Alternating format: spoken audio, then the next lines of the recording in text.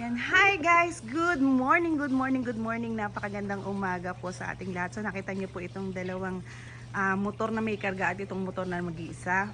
Guys, may istorya po ito. Istorya ng pagsisikap, istorya ng kasipagan, istorya ng lakas. No?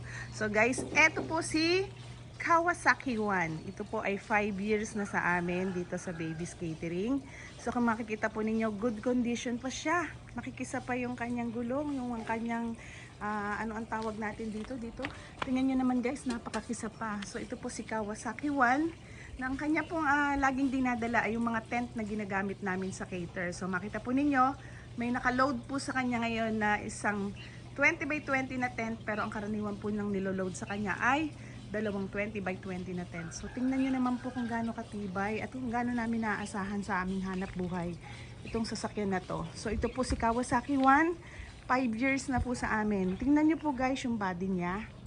Yan, oh, makisa pa po, maganda pa. 5 years nang humihila pero okay pa rin siya.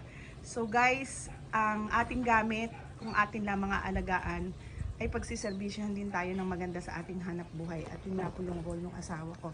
Tingnan nyo naman po guys, ito po ay Kawasaki 125, maayos na maayos pa rin po.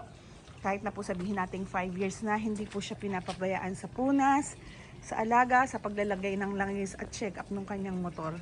Kasi alam ng asawa ko na ito yung aming kaagapay sa hanap buhay. So ito po si Kawasaki 1. Okay guys, ito naman po si Kawasaki 2. Yan, ito po si Kawasaki 2. Kung makita nyo talagang wasak na wasak kasi ang karga po niya 100 silya at 2 long table para sa buffet. Si Kawasaki 2 po ay bago lang sa amin, 3 years pa lang, pero sa dami po at sa bigat ng kanyang binubuhat ay talagang sinusubok yung lakas ng motor na to. Medyo hindi na po kagandahan yung body, pero sa pag-aalaga ko ng mister ko ay nagagamit pa rin ng maayos. No, alaga po sila sa tuti, sa puna, sa linis at check-up ng makina. So ang dala-dala po niya sa cater lagi ay 100 silya, kumisan higit pa. Tatanggalin namin sa papatungan pa ng 50, mga 150 chairs yung kinakarga namin. Tapos kasama na po yung buffet table na ikinakarga. So ito po si Kawasaki 2. Yan guys, tingnan nyo naman. Maayos pa ang kondisyon at pinalitan po yung gulong. Kinostomize po siya para madala niya talaga yung ganyang karami ng silya. So yan po yung dinadala niya araw. Tuwing kami ay may event sa mga cater, siya po yung naasahan namin sa pagdala ng silya. Pero guys, sa likod ng Kawasaki 1 na to, at sa likod ng Kawasaki 1 at Kawasaki na to, meron kaming Kawasaki 3. Ito po siya. Guys, ito yung pinakamatagal sa amin. For 10 years ng cater namin, 10 years na rin po sa amin itong motor na to. At dati po, siya yung may karga o may hatak-hatak na tora-tora. Pero ngayon, ipinahinga na po, nag-decide na po yung asawa ko na ipahinga kasi hindi na niya kayang humatak. So, ni-restore po ito. Nagkaroon po ng restoration. At kung makikita niyo naman po, parang pinasasalamatan namin yung panahon na nagamit namin siya. Kaya, nilinis po siya ng aking asawa, ni-restore, pinakisap. Tingnan niyo po, ang ganda ng kanyang body. Makisap na makisap. Talagang alaga sa punas. Yan. Nilagyan po ng sticker at inayos. At ang maganda dito guys, hindi na siya pagod ngayon. Hindi na siya humahatak ng tent, hindi na siya humahatak ng silya. Pahinga na po siya. Okay?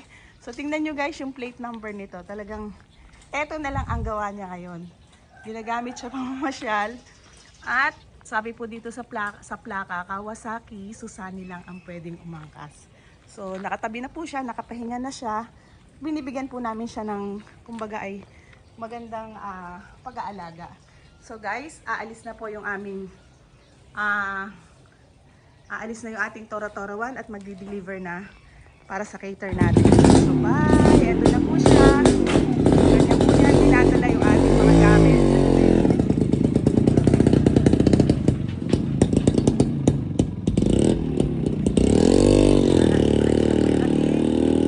Kawasaki 1. Ready na siya for delivery sa ating event. So guys, pamaya-maya hintayin lang po natin driver nito. At aalis na rin po itong ating Kawasaki 2 na kasunod ng tent sa delivery. So guys, sa atin man po, sa ating mga buhay, kung aalagaan natin talaga yung ating mga gamit, matagal ang ating pagsasamahan. Pero ang gagawin natin, hahayaan natin sila na hindi natin inaalagaan, hindi po magtatagal.